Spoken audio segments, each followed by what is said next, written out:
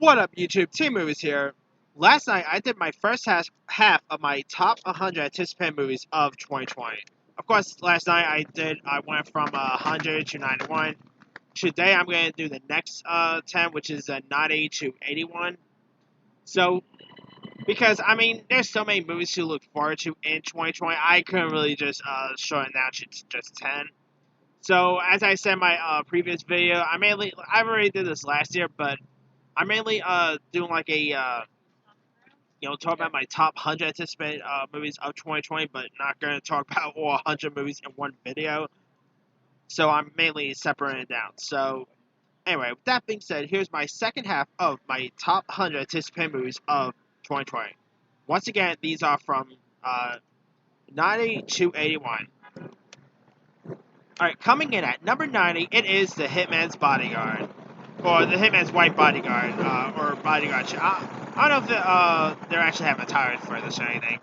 But The Hitman's, of course, if you guys don't know, The Hitman's Bodyguard is a sequel to a 2017 comedy that starred Ryan Reynolds and Samuel L. Jackson. And I gotta say, The Hitman's Bodyguard was kind of a pleasant surprise. I found that movie to be loads of fun. I really liked the on-screen chemistry between Reynolds and Jackson. And of course, Salma Hayek was pretty great in that song. Now, from what I heard, Salma Hayek's supposed to have like a bigger part in the sequel, because I mean, it's supposedly supposed to be titled The Hitman's White Bodyguard. So, but anyway, here's what the supposedly the sequel is supposed to be about. Micah Bryce, played by Ryan Reynolds, plans to swear off violence, but when he plans to swear off violence derailed when hitman Kincaid, played by Jackson, and his wife Sonia, played by Hayek, entangle him in their mission to save Europe from a vengeful zealot, played by and Antonio Banderas is playing the main villain in this. So, wow, Antonio Banderas and Salma Hayek back together. Nice. I still want a Desperado sequel, but whatever.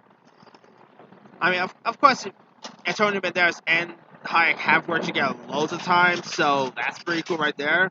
I think this actually sounds pretty interesting. I mean, I really like the first film, so I really don't know if like the sequel will be as good, but we'll see. Anyway, the Hitman's Wife's Bodyguard, or the Hitman's Bodyguard 2, is set for release on August 28th. Alright, coming in at number 89, it is a film called I'm Thinking of Ending Things. Now, it stars Jesse Plemons and Jesse Buckley. Now here's what it's about. Jesse Plemons plays like this guy who takes his girlfriend to meet his parents, but they find themselves in a going in like a terrifying detour. So that's really what that the synopsis is. But I mean, it doesn't really tell you much. But it's from director Charlie Kaufman, and Charlie Kaufman is a really interesting director. I mean, he recently did that movie, the one with the puppets, Anna Melissa. That movie was weird, but Charlie Kaufman, like, he is one interesting storyteller. He also did that Philip Seymour Hoffman movie, Synecdoche, New York. That was pretty good. So anything that Kaufman is involved with, I'll definitely give a watch. And you got Plemons and Jesse Buckley. I'm becoming a fan. Thanks to Wild Rose and Judy. So sign me up. Now this is gonna be a Netflix film, but it doesn't really have like a release date, like a premiere date yet. So it'll probably premiere like sometime late, around late 2020 to qualify for Oscar season. Why would I be mad? Coming in at number 88, it is a film called The Good House. Now here's what The Good House is about. A life for New England realtor Hildy Good begins to unravel when she hooks up with an old flame of hers from New York. And it's based on a book by Amy Leary, which I never read the book. It stars Sigourney Weaver and Kevin Kline. I mean, there's kind of why I'm more interested in this. It's the reunion of Weaver and Kline, because those two have worked together a couple times. Like, they were in the movie Dave together. They was in The Ice Storm. So when they're in something together, they mainly make magic. So And you also got Beverly D'Angelo's in this. Speaking of Ryan Reynolds, you got his Deadpool co-star Miranda Baccarin is in this. This sounds kind of interesting. It sounds like it could easily be next year's A Good Liar. I don't know why. I'm getting a bit of a Good Liar feel for it. You remember that recent movie with McKellen and Maron? So, but this is based on a book, so maybe it'll be interesting. And who doesn't love Sigourney Weaver and Caleb Klein? I mean, come on. Alright, coming in at number 87, it is Nobody. Now speaking of Breaking Bad, because Jesse Plemons, was also on Breaking Bad. Anyway, Nobody stars Bob Odenkirk, or I should say he's mainly more known for Better Call Saul, still. Anyway, Odenkirk plays as a bystander who intervenes to help a woman being harassed by a group of men, but becomes the target of a vengeful drug lord. Now, one reason why I'm interested in this is because it's from the same director who gave us that awesome movie, Hardcore Henry, which is like a first-person shoot 'em up movie.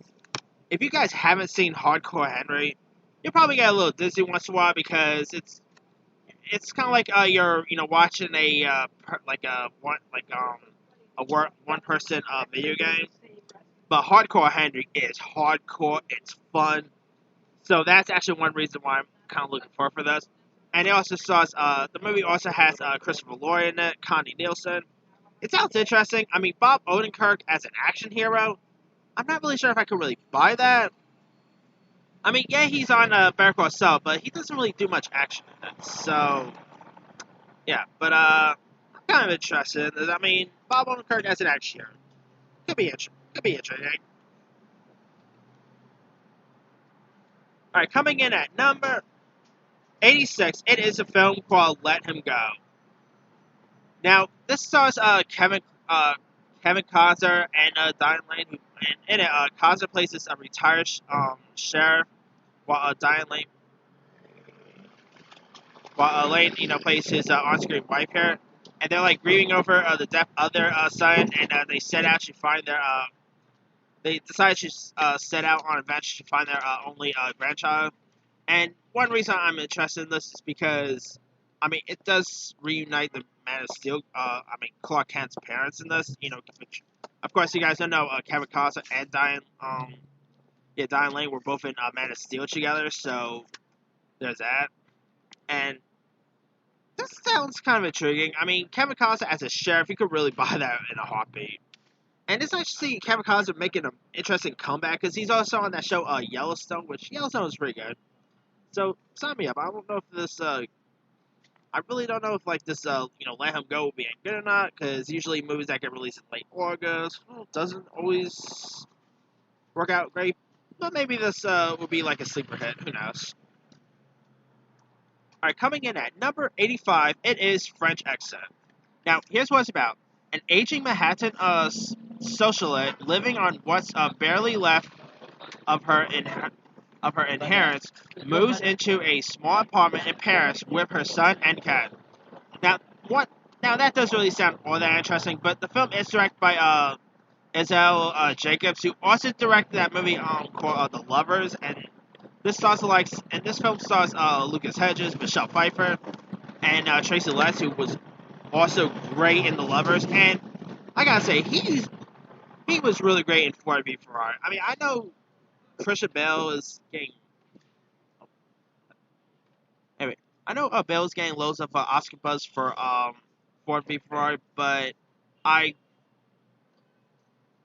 think Tracy Letts deserves some Oscar love too. I mean, he was terrific in this. So, but this French Exit could probably be intriguing. I mean, it is from Sony Classics, and Sony Classics makes some really intriguing stuff. So this could probably easily be an Oscar contender.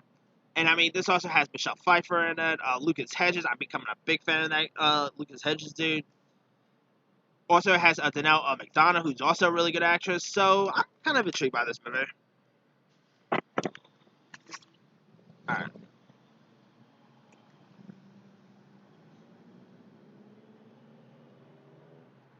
Number 84 goes to, I'm gonna have Minions: The Rise of Gru. Now, it is crazy to believe next year, I'm not making this up, next year, it literally will be 10 years since Despicable Me got released. Wrap your heads around that. Despicable Me will be 10 years old next year. So what a perfect time to release this film. It, I mean, this is supposed to be of how the Minions like ends up first being friend like being part of Gru's work and stuff like that, and you got Steve Carell's coming back as Gru. By the way, the trailer for Rise of Gru is supposed to premiere online sometime either next week because it's supposed to be from Spies in the Skies. So, but I'm kind of looking forward to check out Rise of Gru. I mean, I know this is unpopular to say, but I really liked the Minions movie that got released a couple years back. I really had good time with it. I thought it was cute, and the Minions have been a staple in pop culture recent like since the Despicable movie got released. So I'll probably definitely check out Rising Room. I don't know if it'll be any good, but Illumination makes some really high profile stuff. So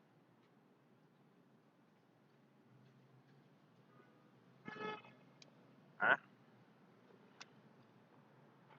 coming in at number 83, it is Covers. Now I still don't really know the plot of this. What it says is a love story set in LA's music industry. Now that really don't sound interesting. But a reason why I'm actually intrigued by this is because of the director. It's being directed by this director named Nesha. I can't really pronounce her name that well, but she just directed this really good little comedy not so long ago called Late Night with Emma Thompson and Mindy Kaling. She did a wonderful job with that. So I actually think this covers. I still don't know anything about it, but that alone, I'm kind of intrigued by it, and it has an interesting cast that includes the likes of Tracy Ellis Ross, Dakota Johnson. You got Ice Cube in this, June Diane Raphael, Calvin Harrison Jr., who's also in Action Keep Your Eye Out for, Bill Pullman, Eddie Izzard's in this. So that alone is one reason why I'm looking forward for this. I mean, maybe if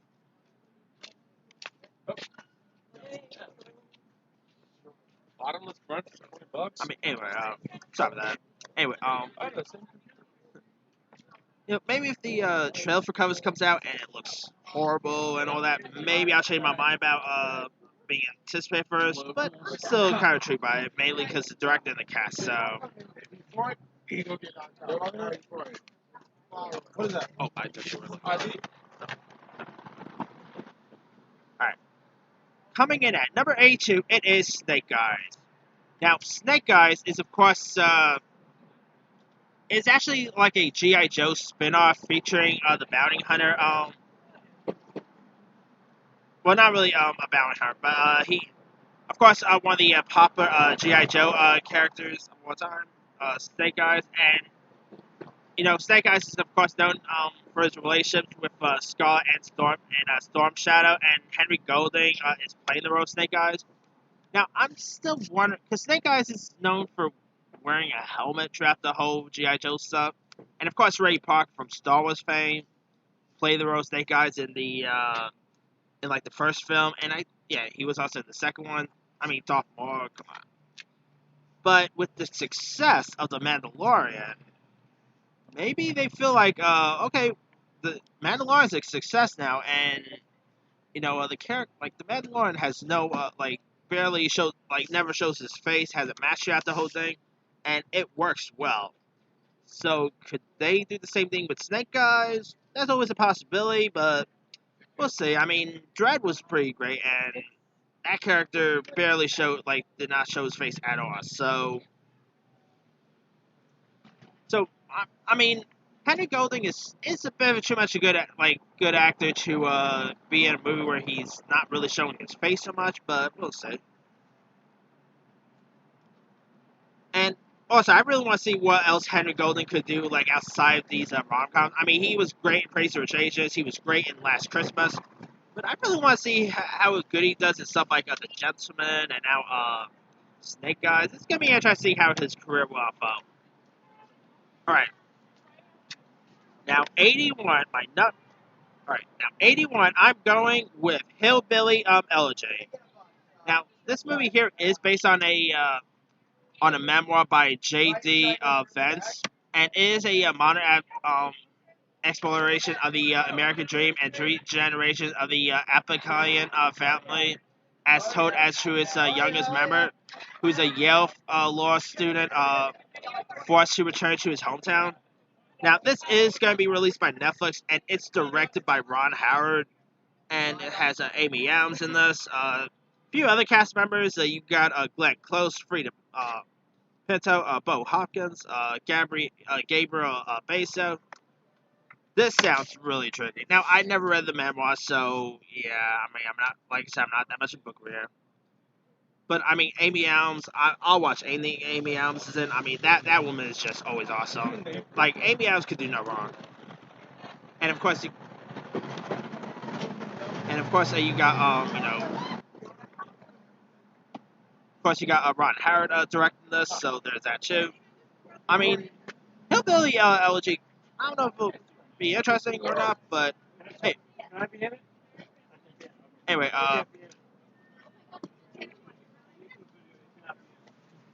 yeah, but anyway, yeah, so this could easily be like a either a Netflix dumpster fire or maybe a like Oscar contender. That's always a possibility. But hey, Irishman and Marriage Story are getting loads of Oscar buzz, so maybe Hillbilly Elegy could be a two. And Ron Howard, come on, who doesn't love Ron Howard? Alton Fairfield? Anyway, You taking bets or what? anyway, that's. Let me do the quick rundown. All right, 90, The Hitman's Bodyguard 2. 89, I'm Thinking of Anything. 88, The Good, the House. Alright. 87, Nobody. 86, Let Him Go. 85, French Exit. 84, Minions, The Rise of Gru. 83, Covers. 82, Snake Eyes. And 81, Hillbilly Elegy. Now, let me leave it to you guys. Which of these are you interested in checking out? Are you interested in Hillbilly Elegy, Snake Eyes, or are there other movies you'll probably add in this list? Drop comments below. Don't forget to like, subscribe, hit that bell for more notifications. This here is Team Movie signing off.